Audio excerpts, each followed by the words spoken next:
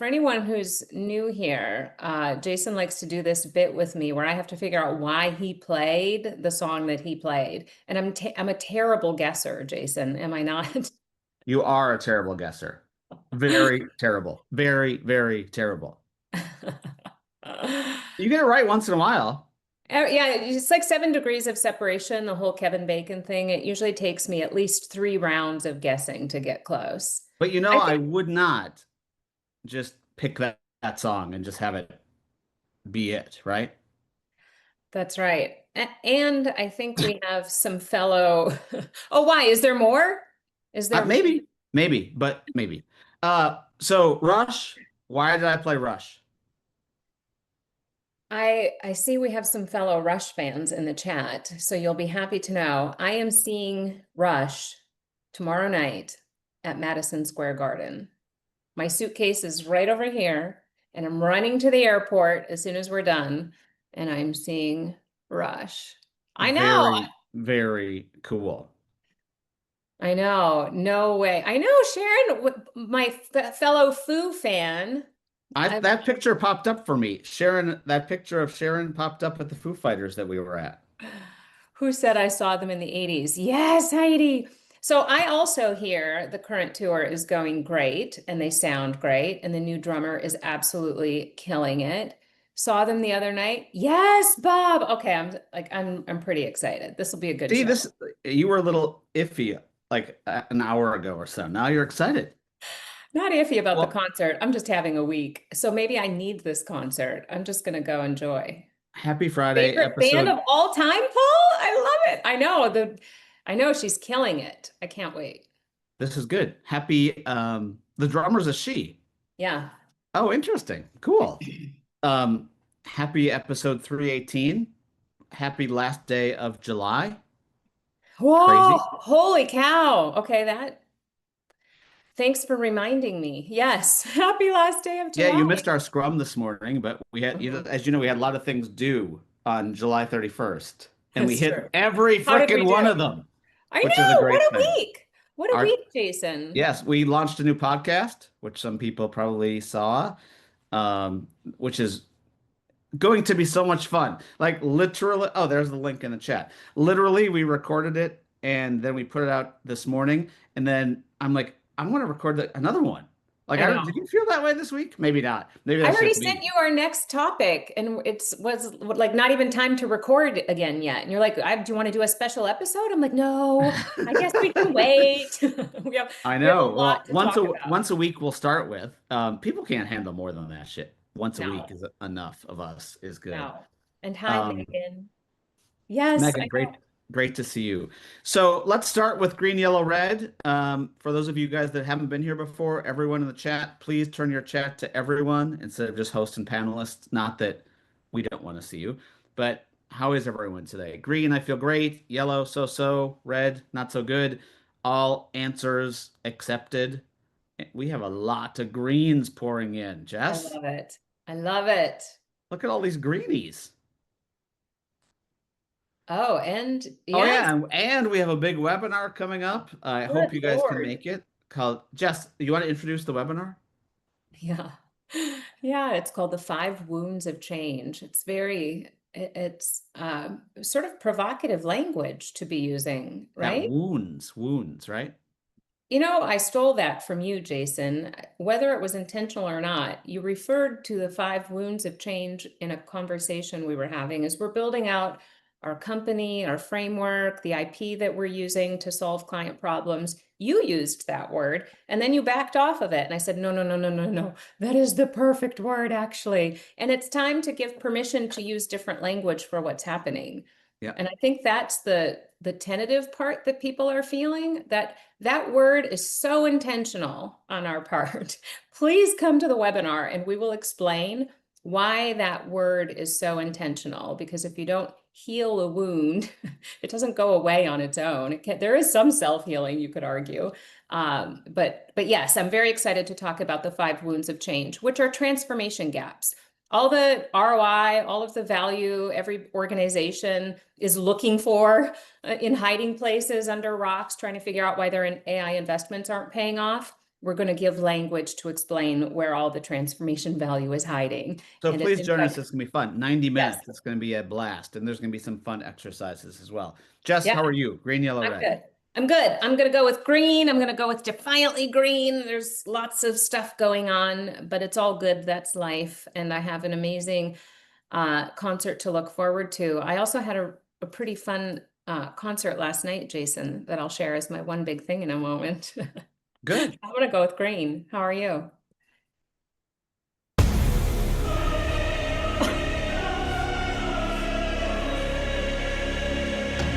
Here he goes again. Now, we'll see if anyone gets this.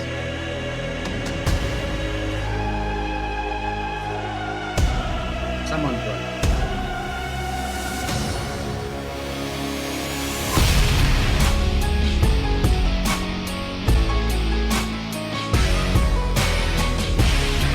Okay, no one got it. So it's clearly I'm in the wrong place.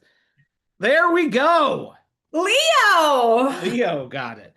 So yes, I'm green. And do you know why I'm green, Jess? No, It's so goofy. don't make me guess. Jess, it is SummerSlam.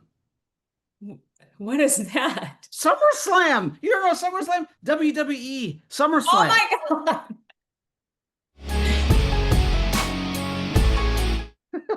Are you going? Rex Yeah, wants to so know. it's a long story for everyone, but my grandfather was a professional wrestler I do and know that. um, wrote a book about it and things like that. So, like, basically, my whole life, I kind of grew up with professional wrestling. And so this weekend, it is going to be myself and my two boys just spending a couple days at the Viking Stadium watching professional wrestling. Megan, I get that that is a little known fact to you. Very cool. My But yeah, grandma so was I'm a very huge wrestling green. fan. My grandma would make dinner on Saturdays and or I guess lunch because she would roll the TV cart into the dining room so we could watch Saturday morning wrestling while she fed us. As Oh, can you look at Dion? Oh, I love he's pulling that out. Jimmy Superfly Snuka. oh my So gosh. Jess, Jimmy Superfly Snuka was friends with or was a underneath kind of like an up and coming when my grandfather was wrestling. Wow. I don't know, So Megan. Is that a very is professional wrestling a I think Midwestern? wrestling was started in the Midwest. We don't want to spend much time on this, Yeah, but yeah, yeah. anyway, I'm green because my son's in town from Austin Oh my for gosh. this, and my other son, before he goes away to school, we're spending like a boys' weekend. Uh, we don't really fit the prototype of who goes to wrestling, funnily.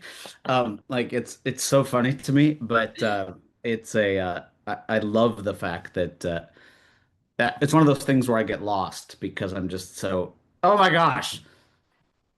Danhausen.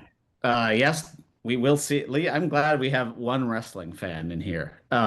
With You have a Leo. couple. Yeah, I people wrestling fans are very hidden. Like I just like to wear shit on my sleeve, but most people are wrestling fans are kind of hidden. But wow. anyway, it's gonna be fun, and I love the. It's a big professional wrestling to me is storytelling.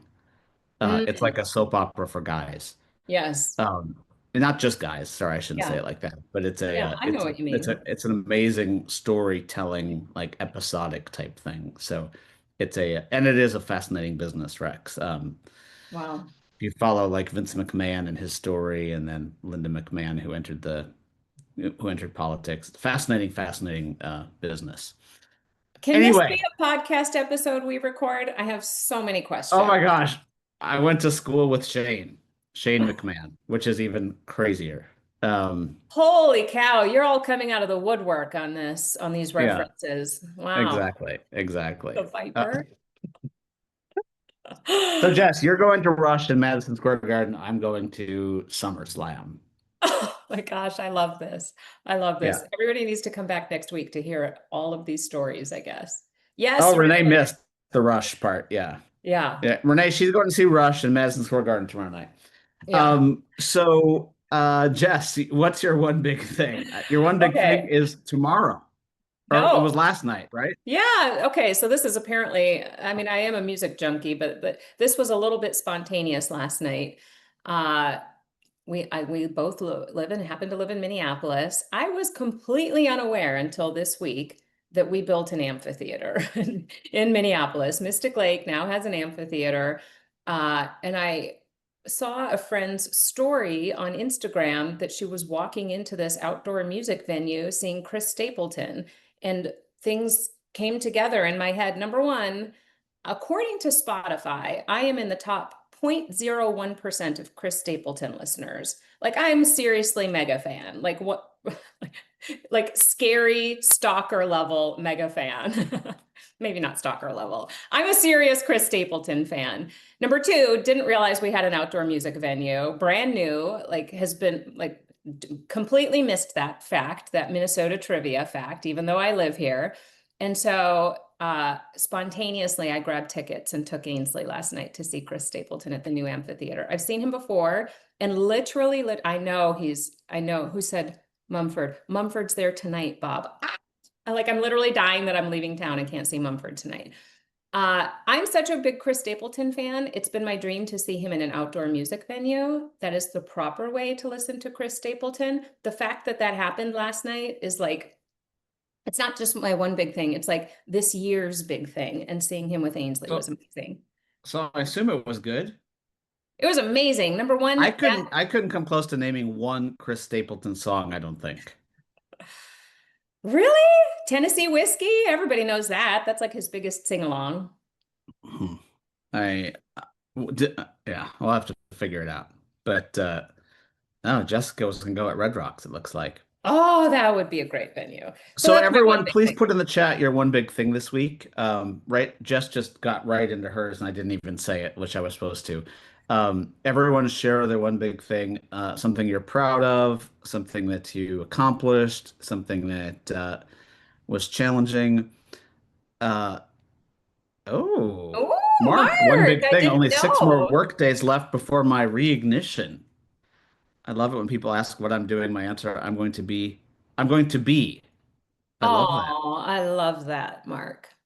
JG, day 16, writing my book. JG, you've got some authors on here today with you. Yeah. So there could be some people that would say day 16 is the beginning. Some people might say day 16 is the end, but it'll be that's a fun conversation. Um, what else? Hey, my one big thing, I just have to brag about this a little Yeah. bit, even though it's goofy. I found a 21-year-old a job, Oh, which made me really, really happy. Someone that I know from California and was struggling finding work, graduated from college early and had work experience zero, except working in retail, hmm. and was able to find her a role in a marketing position for a company. So really like that to me, that's my one big thing because as you know, Jess, we were on the phone with an old friend of ours, Leah, this morning, who every Yeah. time I see her, I cry. But, Leah started with us at LeapGen when she was in her early 20s also, and now has a flourishing career, based on that start. So anytime you can give people an on-ramp, I think, um, is really, really, like for me, it warms my heart. Oh, I love So it. anyway, that's my one big thing. I also did join Bob Pulver's Substack Live this week With Chris? How did with I miss Chris. this? It was a very intimate group. Um, you weren't invited. No, I'm just kidding. Oh, oh, Uh, I see. no, no, no, no. You were invited, but it was funny. It was me, Chris, Bob, and Jerry Crispin. What? Yeah, it That was is like the awesome. most exclusive Knights of the Round Table I can possibly dream of. We had a really fun, like, little chat. Wow, I love it. So that was awesome, Bob. Thank you for sharing that. Uh, anything else? Any other one big things you guys want to share? These are good. Somebody got their kid off their car insurance. That's a big deal. Completed third round of chemo for ovarian cancer. Oh Sharon, my how did gosh, I not know Sharon. this? Okay, congrats on getting the third round out of the way. How did I not know? Wow. That is awesome. Hey, Jess, I have an idea. Okay. Okay. What do you think we should do? Like, I just saw Sharon's note there. Like, I think we should do like another concert. But we Yes. should do like one in like in Minnesota. And I realize not everyone's gonna come, like from all over, but we should do a concert for just the Minnesotans that are on here. And then if other people want to come, they can. Renee, Florida people are here. I think we need to go to the new amphitheater. When I'm telling you, Jason, this is a gorgeous venue. I'm really proud of Minnesota for pulling this off. It is a gorgeous venue. If you had to pick, we'll figure this out later. Our guests are too valuable for us to figure this Yeah, out yeah. now. We'll figure out the music later. So anyway, great week. I hope you guys enjoy the podcast. Would love feedback. I would love you to share it. We'd love you to subscribe, whatever you're supposed to do, um, and like give ideas as to what we can do to make it better. It's oh, Janice loved it. It's Thank really just designed to be the best, the worst, and the real of us, I guess is the you. best way to say it. Uh, I don't think we shared it on the podcast, but when we were trying to come up with the name of it, it's called The Edge of Now. And one of the things, Mm-hmm. one of the things that we were thinking about calling it was Yeah, but. Mm-hmm. And that was just I because I always do that. talk and then Jess goes, Yeah, but. And then I talk and then Jess goes, Yeah, but. So get ready for that And it's in the not to be contrarian. It's just that there's so much nuance to the stuff that needs talking about. And so I love the longer format of the podcast because we can do all the, yeah, but what about this? And yeah, but what about this? And don't forget that. And we've been doing this long enough, Jason. I also think modeling what healthy dialogue looks like, all the angles. We're not that good at unpacking stuff that feels hard, sensitive, like, so yeah, but we're doing it. So please share, please share. Everyone's got a big butt. Let's talk about your big butt. I Sometimes I love just read the chat, and I should probably read it before I actually read it out loud. But let's bring on our guests it. Oh my because gosh. this is a episode that I've been excited and waiting for a while. There's Holy Greg. cow. Hello, Greg, Hey, Jason. Hey, Jess. Hi. Thank you for having us. and Oh my Michael. Nice gosh. to see you guys. Greg is joining us Yeah. from New Jersey. Do you want to ask Jess if she has an extra ticket for the concert tomorrow night? I did want to ask that, but I didn't want to be too presumptuous, because it You've wouldn't been For be getting some those of fun. rain. You've been you, getting some rain in New Jersey, right, Greg? Yes, we have, but yeah, no, I'm a quick ride away, Jess. If for some reason ticket opens up, 30-minute notice and I'm there. I love it. And for those of you, I already got a note from an industry friend. For those of you who know Ward Christman, apparently Ward is going to find me at Madison Square Garden because he's seeing them for the 20th time Wow. We need Wow. a in his photo. lifetime. And then Yeah, Michael's got his own fan club here. Go I know. Steelers. We've got John Healy saying Look hi. at that. Look at that. Gotta love Much more that. than Yes, I was go going to say about Michael. So, Michael, you go should just introduce Steelers. yourself. You should just I'm still introduce stuck. yourself. I'm still stuck on Tom Sawyer. Like that was what an awesome opening. And Jess, I I was know. going to ask you for a ticket, but then you started to scare me when you were stalking people. So I decided to back off of that a little bit. I've But just look at I'm a binge listener. When I like an artist, I binge an artist. And so apparently that gets you up in the top rankings of their listeners. fantastic, fantastic. So looking forward to this conversation. So, Michael, you're That's joining great. us from the LA area, right? I am. I'm in Los Angeles today. It's unlike Greg, it's sunny and beautiful here. I try to rub that in every time I can. And I again, appreciate looking that, forward. Michael, by the way. I do appreciate that. Having moved from San Diego not too long ago, I know John was on giving the weather report from San Diego. John, I miss it every day, every day. Mhm. So, Michael, could you start by just giving a little background about yourself and then Yeah. one thing that people might not know about you? Oh, one thing. So my background is to start to get into like the science of the conversation. My background's as a network scientist. So both Greg and I have been studying networks for years, longer than either of us care to admit. And that's both been from an academic standpoint, but also in large practice roles at places like Amazon and General Motors, and trying to bring social capital to the forefront as it relates to emerging performance. And that it's a really fascinating topic in the age of AI, which we will go deep into in a moment. But my one fun fact is I love to ride motorcycles.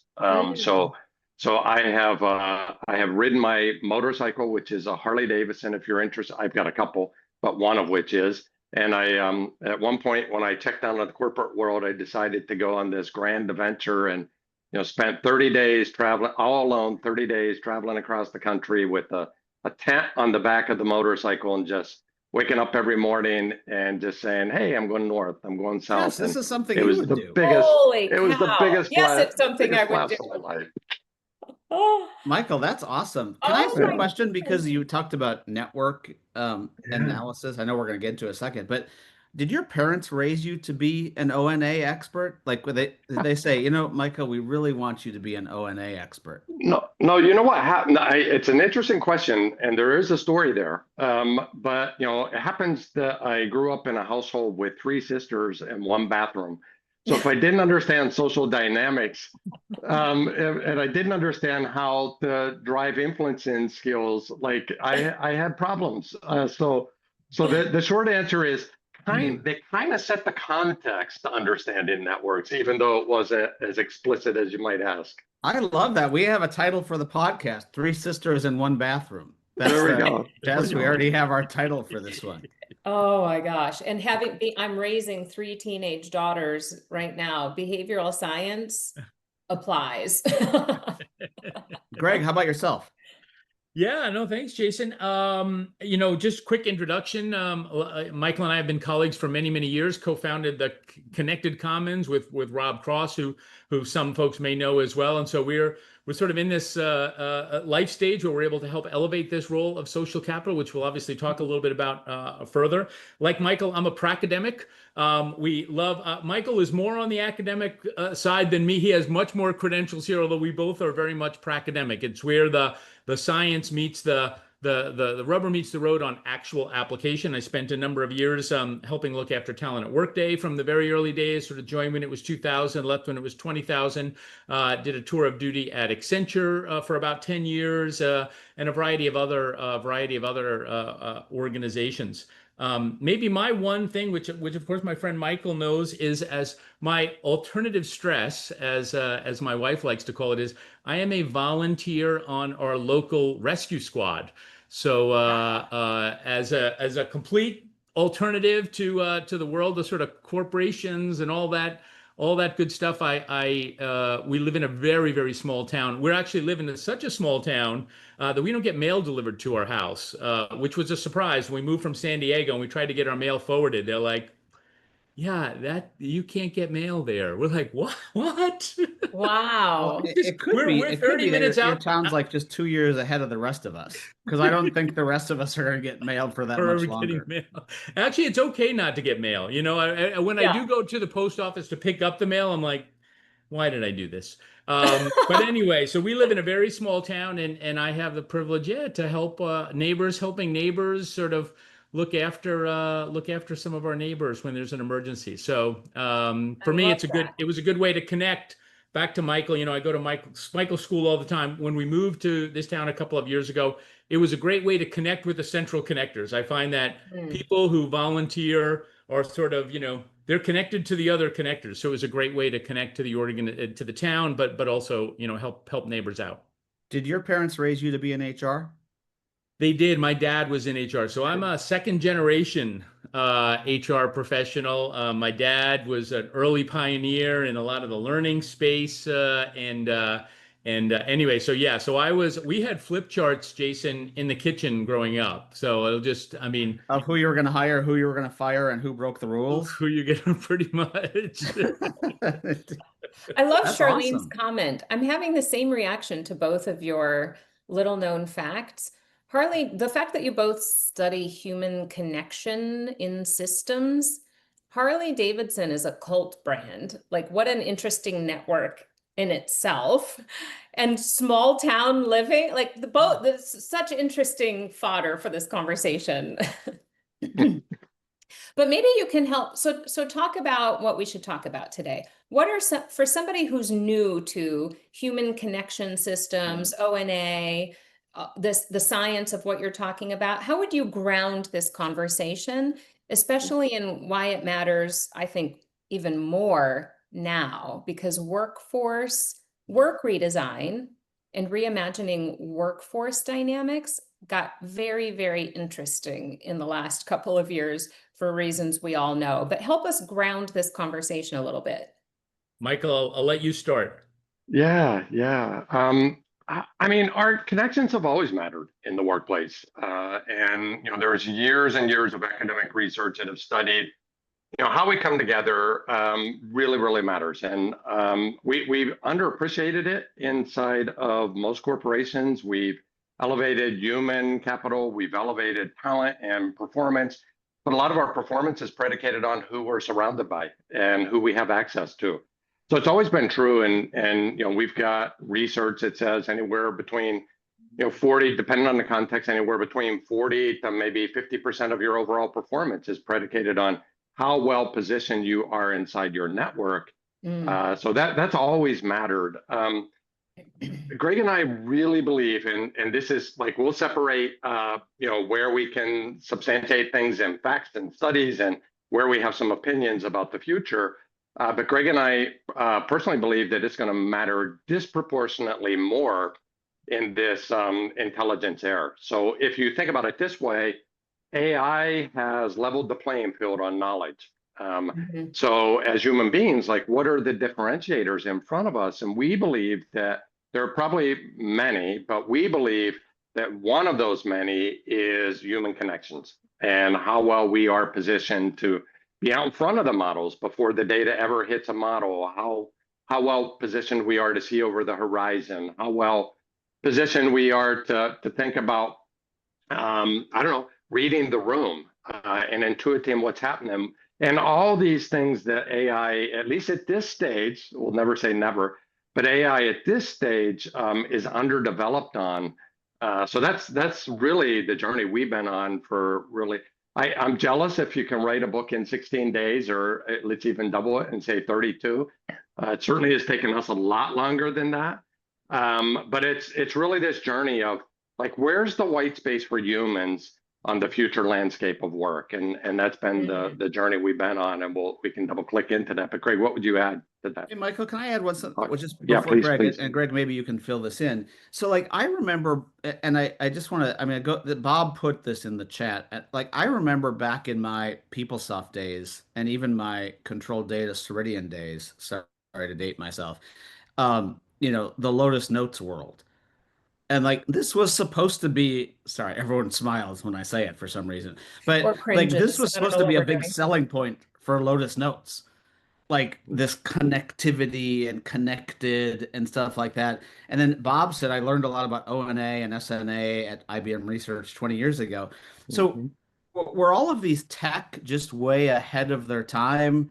Were they making promises that they couldn't cash, or what? Like, do you have any perspective on that? Either one of you? I do. But Greg, please fill in the blanks on this one as well. It's so nuanced. I mean, so we want to start. So one of the problems we've had in the social capital space, and it's really just about connections, like high performance connections, is that we've gotten fascinated with the arts and charts. Like, we've gotten fascinated with these diagrams of who's connected to who, and we fall in love with, how do we collaborate better? And how, Greg and I are oftentimes asked questions like, how can we communicate better? And how do we collaborate more? And those are just really not thoughtful questions, unthoughtful questions. The reality is, there are plenty of times contextually where you actually want to collaborate less. And we're seeing a lot of that right now, where you're overwhelmed by the level of collaboration, and there may be times where you need to disengage. So contextually, understanding how and when to connect really matters. And by just looking at some of the tools that are out there and the capabilities of mapping who's connected to who, it's a very simple way of thinking about the real way of how you create productive connections. So when you say overwhelmed, but so when collaborating is too much, is that a human absorption comment, or are you able to show that there is a point of diminishing return where collaboration is not serving the output quality and might actually be degrading it? Completely the latter case, where there is a degradation in overall performance and depth of thinking, in particular with deep thinking work, whenever you have too many connections. I mean, we call it the network paradox, where the worst advice you can get is go network. Go network with whom? Go network for what? Go network with how many? And that's everything about networking. Not everything, many things written about networking has been go network. And the reality is sometimes we need to network less. Sometimes we need to think about who are the critical few, how do we shrink our circle, and how do we lock in on execution mode for this next, 30-day sprint. Amazon does this fabulously with 2 pizza teams. I think it's coming to 1 pizza team with AI. So absolutely, there is a law of diminishing return for certain tasks, but there are other tasks where more is better. So it's very, very contextual, and that's why it's one of the reasons why some of the tools really haven't taken hold to the extent of which that the promise was there. Greg's dying to jump in. I know he is. No. I'm listening. I am all in. I'm going to school, and what I would say, I mean, quickly, and Jason and Jess, I'm a recovering consultant. I had the privilege to be at Accenture for almost 10 years, and so I still think about, as Michael knows, I still think about the world in 2x2 matrix. I have not seemed to break this out even after the trip time. And I do think, and there are some network pioneers. Obviously, Bob and Valdis and I did a podcast not too long ago on this topic. So we've got amazing network pioneers in this space. But I think the work for many, many decades, again, back to that 2x2, if I think about the 2x2 as organization, individual, and analysis, action, we've lived in the organization analysis quadrant. And brilliant people who I love, and all of our work is built on their incredible work, was done in that space. Where we hope, and what we see, one of the things that we hope will elevate this role is moving up to that individual action to empower people. And Michael and I are seeing a lot of exciting opportunities. Our book and our work is around the science is beautiful and wonderful. The arts and charts is fascinating. But what we want to really do is take that one action that's relevant to Jess and say, Jess, 125 people identified you as critical to do their work, and another 35 need more of your time. You are absolutely on the path to collaboration overload. And what might feel good is gonna crash. We can tell you this. And so how you then take that one action of refining your network. I pull that example from one of the stories of Rami Rahim, the CEO of Juniper Networks. Rami was so central to the network that his well-being was absolutely crumbling. He was giving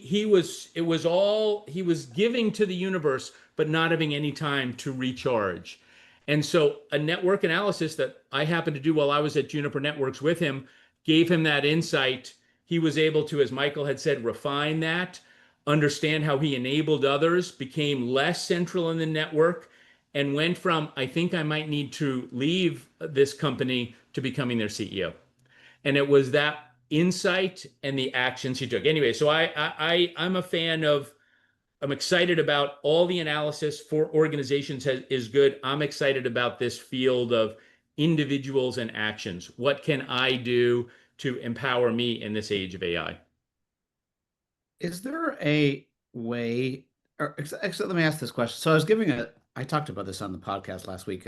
I was giving a speech in Des Moines, and I had a bunch of people come up to me afterwards and say, all of this analysis of data and who we're talking to is creepy. Ugh. And like, you mean surveillance? I didn't say that. You said that. I know data's so good it feels like surveillance. But I wonder if I'm wondering if that's coming up at all in any of the findings at all. Because I mean, weirdly, like I'm finding people of a certain age, I'm not going to name the age, think this is cool, and I'm finding people of a younger age think this is creepy. And I wonder, I mean, and some of us think it's cool because we've never had it.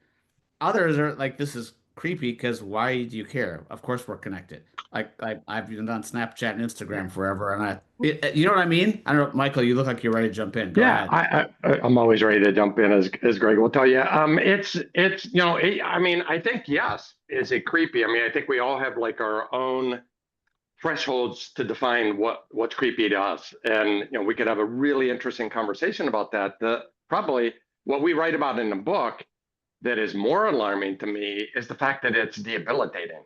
And there's something called the social inhibition theory. And in essence, what that means is when you're doing complex work, the more that you're feeling watched, the more overwhelmed you feel. And frankly, the less sharp your mind becomes because someone's always over your shoulder watching. And so I'm much more concerned about the performance degradation that happens when the systems are always on watching us, because we're just more, it's the whole psychological safety thing, right? We're just not feeling nearly as safe if Big Brother is watching every single thing we do.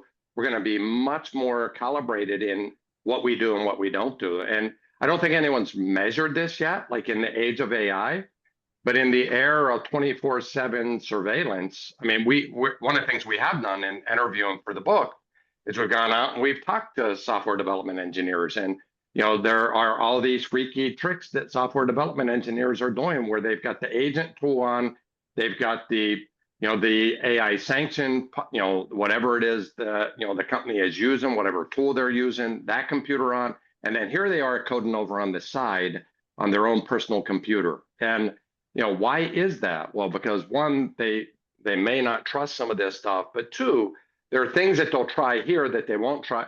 So I'm much more concerned personally about the human behavior as a result of surveillance and many other things. Velocity, we could have the same conversation about the velocity of work right now. So and that's what we've spent quite a bit of time talking about inside the book. So let me pull a yeah, but. Yeah, please. Let's flip that coin. Is that a verb? A yeah, but? I'm going to pull a yeah, but. A yes and a yeah, but. Let's flip the coin. I get annoyed when I realize that my note taker wasn't on during a meeting. Like the flip side is if it's helpful and useful and I wanted that, so I think it also has to do with expectations. If my expectation is I want my note taker on for every meeting because you're taking meeting notes, I'm not. I'm still present, I'm still engaged. But so that surveillance that I want on myself, expectations are managed appropriately, it's present. This is just such an interesting conversation to me. To the degree to which this is helpful to me and it's understood, expectations are aligned, all participants are aware, and it's helpful to all of us. Like, are we okay with that?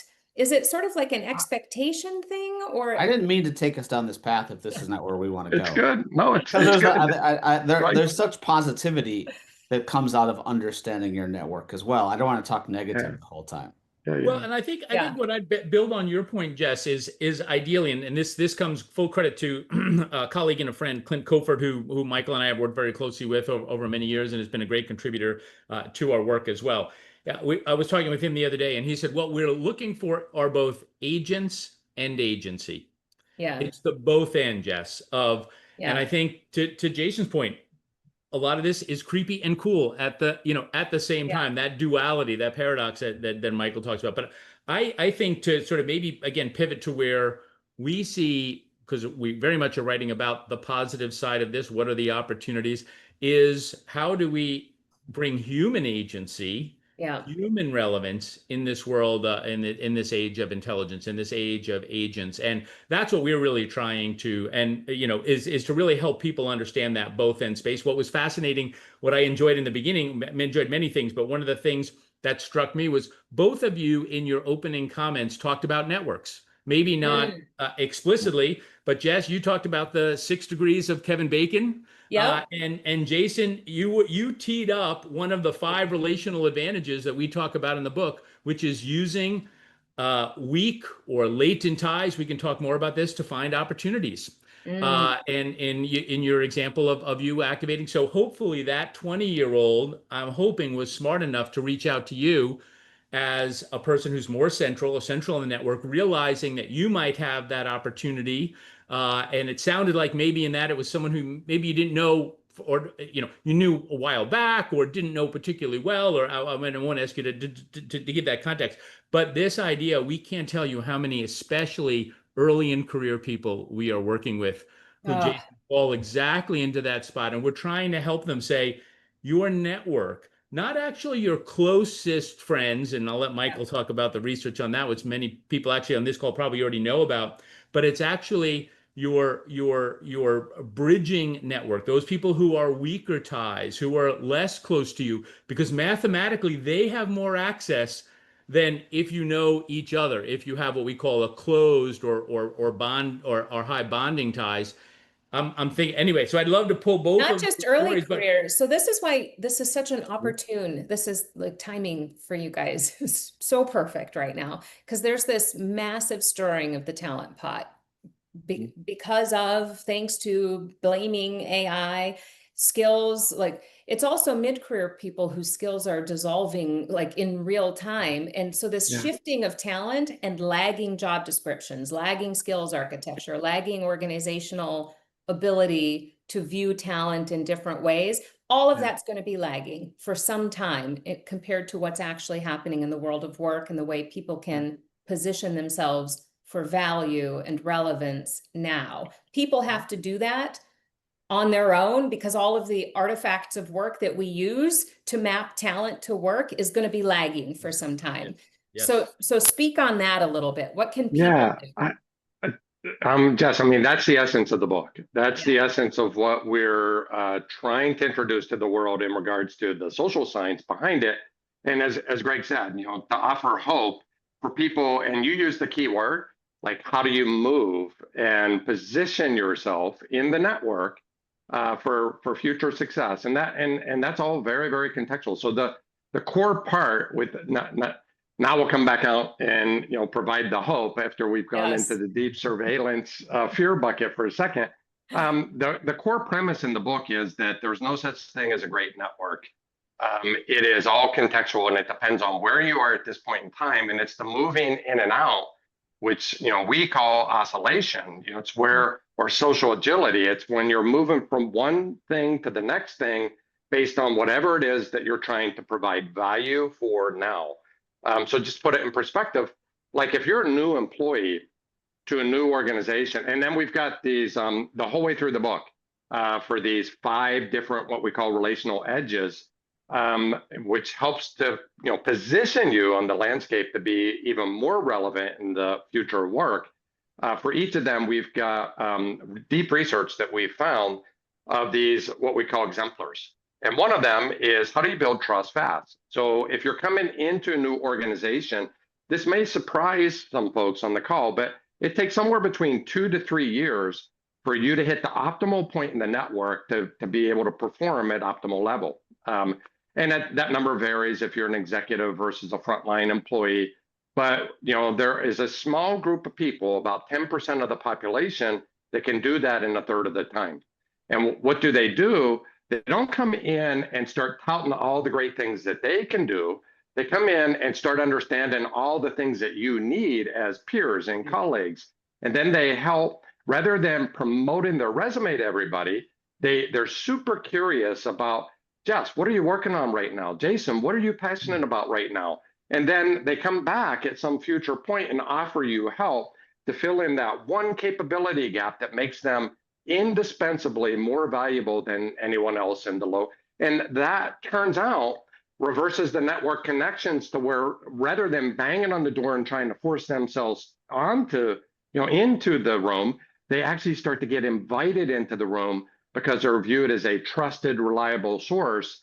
And that's what we found the whole way through the book is we've got these exemplars, fast movers, and fast finders to find a new job. And what we do is we tout the network science research. And then what Greg is so brilliant at is then saying, okay, that's great. And now we know that, but how do you activate it? So the book, and just the work in general is guarded or aimed towards, here are the practices that can help you unleash this capability for yourself. I love that. I believe in working both angles. I think individual agency is incredibly powerful. Organizations have to be able to receive that. Is there anything organizations can do to sort of bust up the silos, the system, the thinking, the mind, to be able to receive this? Well, and just if I could, before we answer that Yeah. question, because there's a lot of technology out there that That can help. that does this. I mean, the underpinnings of it are Slack and Teams, and now we're watching Claude and Copilot base or Cowork record everything we do. So, like from a tool standpoint, it's all out there, or excuse me, it's out there. I think the demand from a mindset standpoint of how could this be of value to me isn't. I don't think we've not scratched the surface. I don't even think people are thinking about it. So I'd love for you to answer Jess's question with that lens on it, which is kind of like, okay, cool. Now that the tech's there, how do we get executives to realize that there's actually value in this? And not just executives, leaders. Well, not just leaders, even any employee, I should say. I'll give you maybe a quick story. Some people, may know Bob Johansson. Bob was the head of the Institute for the Future for many years, and it was probably 15, maybe more years ago, I had the opportunity to go to the MIT Media Labs with a bunch of other HR leaders, and Bob was there. And I'll never forget, this was a long time ago, and it stays with me because Bob is just such a brilliant leader. He said his biggest concern and fear about this age of AI, and this was a little bit ahead of time, was that the technologists would be in charge of its deployment. He said, I love What year technologists. did Bob say this? That might be the most prescient quote ever. He said, no judgment around the technologists. But if you look at why we're in collaboration overload, and Jason, it was back to your comment around Lotus Notes. I actually love Lotus Notes, but we never really took it beyond, I've got these bits and bytes, ones and zeros moving toward you. How do you now take that as humans? And I think this is the point and why Michael and I are so focused on this issue right now. How do we use this both end? You can't outrun, I can at least, Claude and OpenAI. You can't outrun these algorithms. What we Nor need is that the point, nor should that be the point. Is now take that and use our essential human capabilities, what Michael and I talk about as these 5 relational edges, to innovate. We believe that the history of major technological change, agriculture, industrial age, has always been a two-putt. It's been a new technology that emerges, and then there's a new social code. The new book is called The New Social Code, the 5 relational edges. Someone went out and found the link themselves. That outperform the algorithms. And what we believe is that this has always been the two-putt, a new technology, whether that's the steam engine, whether that's the computer chip, whether that's arrives on scene, and then we need a new social code, which says, how do we collaborate effectively to unlock the innovation of that? And so we think we're right at the beginning of uncovering this social code that gives us agency, that gives us relevance, that lean into essential human things. So anyway, again, it's not to, I love the technology side. Michael and I are technology fans, but if it's the technologists who invent this, I think we may find ourselves, Lotus Notes part 2, if you will. It's a both and. I agree with that, Greg. And Michael, when I said we have the technology, I can't, the face you made was kind of like, do we? Like, and I don't know if that was the face you meant to make, but I want to dig into it if I could, because I think we do, but you know much better than I whether we do. You in your question back to me, you're proving the point of why I made the face, and that is that the computer cannot see our social signals and intuit what's happening in the context of the real moment situationally. In this, I'm not saying it never will, and I'm not saying it's not capable of looking at empathy and looking at social signals, but the reality is there are still some things that AI is very nascent at. And what we're trying to elevate is, where do humans excel most? It used to be knowledge. It used to be knowledge was sacred. It used to be that if you held a certain piece of knowledge as an individual, that's what really elevated you above everybody else. There's always been the social piece in addition to that. And we still build trust with one another. We still help people to feel like they belong to a bigger entity than themselves.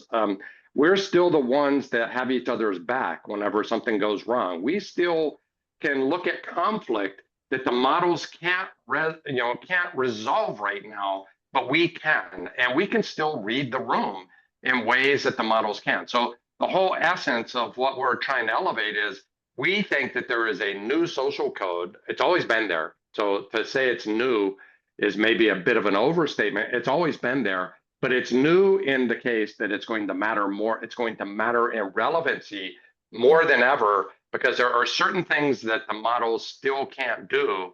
And one of them is reading the room. Just like you read my face, Jason, it would have, there's a famous study that John Hopkins did where they looked at, just like this, they looked at thin slices of video context and looked at 380 AI models, and the models were all over the map in trying to infer what happened. And then they took another 300 humans, and just in looking at that 3-minute or 3-second thin clip, were able to far more accurately predict what was happening in that content. And those are the things that are going to matter more than ever inside of businesses and elsewhere. What do you, oh, Jess, I couldn't see your body language. See on the camera? No, this is just so fast. I'm Yeah, I reading didn't the see if you were ready to chat ask while a we question. go. Did I step on you there? Or? Nope, nope, you go. This is just So, such a fascinating conversation. so Michael and Greg, in this conversation, I'm curious because lately I've been giving, and during the summer, it seems like everywhere I go to speak, there's a lot of interns. And, the interns, and, yesterday was Summer National Intern Day, season. but a lot of them are, 20, 21, 22. And like what I did with you, Michael, read your face, they're like, well, we don't really like webcams.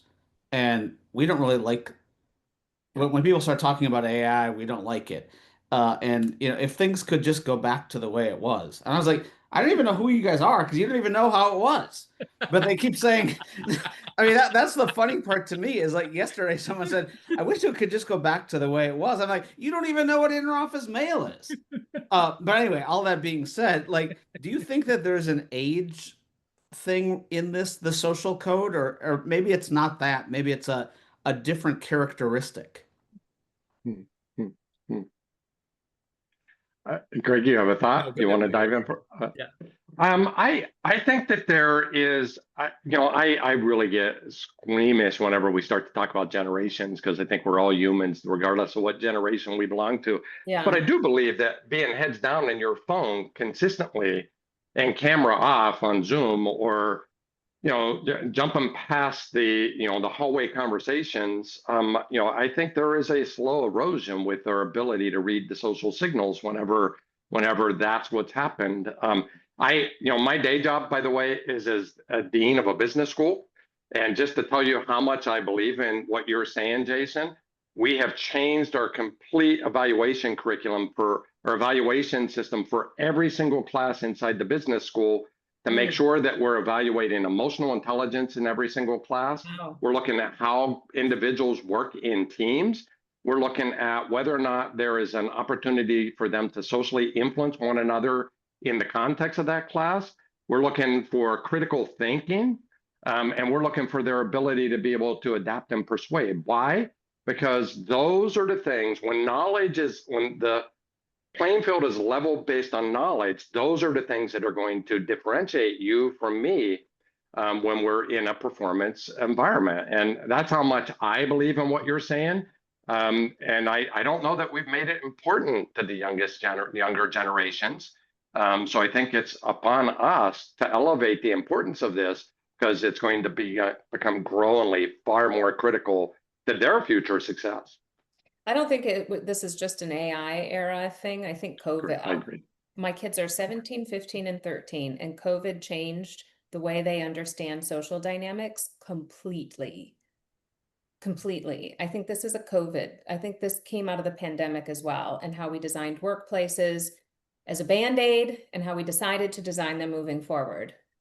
Jess, I think to your point, I think this is happening, could not be happening at sort of a worse time for our earliest career people. And Michael and I have children that fall into this group absolutely as well. And so the wicked combination of all of this social isolation, however you want to categorize that, COVID included, a whole variety of things happening right at the point where how you unlock what you know through who you know becomes more important than ever, becomes what we believe is the last competitive advantage for humans in this world. And so it's unfortunate, and that's what really gives, that's why we're really focused on this right now. It's happening right at that time. The good news, because we're good news people, believe it or not, is that these are skills that exist around us all the time. I mean, I'll just take the two of you. One of your superpowers are being connectors. Yes, you're smart and have incredible technology and do all sorts of interesting things. But if I had to list the top of your two superpowers, it's building community. It's engaging people and re-energizing them on Friday. It's giving them a sense of hope in the world. And so, but most people, this is invisible to them. They don't see the power of you checking in and saying, I care about what's going on. So anyway, it is around us. These can be revealed and learned. We jokingly refer to so many of these ideas as stupiphanies. They're both immediately obvious and a complete surprise. When we share and coach and share with others, and they're like, oh yeah, that's why Kevin Durant was so successful in joining the Warriors. Like, people are like, what? So we in the book, which comes out in October. So we'd love people to, of course, pre-order it, or we'd love to share whatever we can around the work. But there are these stories all around us that we can relate to. And we hope that especially young people in their career can say, oh yeah, I'm a basketball fan. Now that you showed me the invisible code of how Kevin Durant didn't try to out Steph Curry, he found, as Michael said, the niche where he could lift things up, and that became a super team. I know I'm probably alienating people who are not California basketball fans, but these are things, when we look for them, when we reveal these ideas, Jess, to your point, we see them in Jason's example. We see them in your example. Anyway, so we're excited. We're just sort of revealing these things, hopefully through very relatable ways that people can feel that agency and improve their own relevance. So when is the book launch? October 7th. Look at Michael. We have to wait. So you guys, I know, that's exactly right. Often you listen to this, Pre-order. but I always come up with a big question at the end, and it's not on purpose. It's just that maybe we should make these longer. No, I don't think we should. But anyway, who owns this in an organization? Like, and I almost hate asking that question, but it is one of those big hairy questions. Like, Greg, did you own this in HR at Workday? I did. We actually, connections was one of our 5-part strategy, our 5-part talent strategy: contribution, capabilities, career, connections, and compensation. So you think it's HR along with? It's part of a talent strategy. I think it's not IT. I love my IT colleagues, but I'll give you a definitive on that. I do happen to think it is, Jason, but yeah, I'm gonna yes, I think HR can enable it, but the reality is I think the individuals own it. I think understanding this and being able to unlock it is very much, and this is why I think many of the network exercises that have been advocated for over the years haven't taken hold, is because they have this complex diagram, and you got to look at where you fit in that. But the reality is this isn't that hard. And as Greg said, the two of you are already doing this. But as you start to think about it and how do you unlock it even more, I think this is an individual professional set of activities that you can activate at any point in time. Has to be, especially if the organization isn't leaning in. Has to be. Yeah.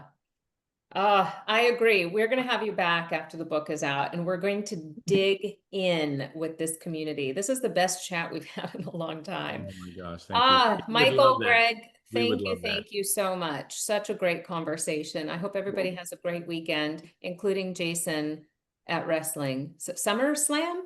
SummerSlam. And Jess, you give Greg a big hug tonight at Rush. Yes. I'm waiting. I'm waiting for the call, Jess. I'm here. I'm standing by. Operators are standing by. I love Thank you it. I both love so it. much. We're so grateful. Thanks, you Thanks, guys. Thank you, everybody. Michael. See Have you a great next. weekend, everyone. Thanks, Love you everyone. all. Safe Bye-bye. travels. Thank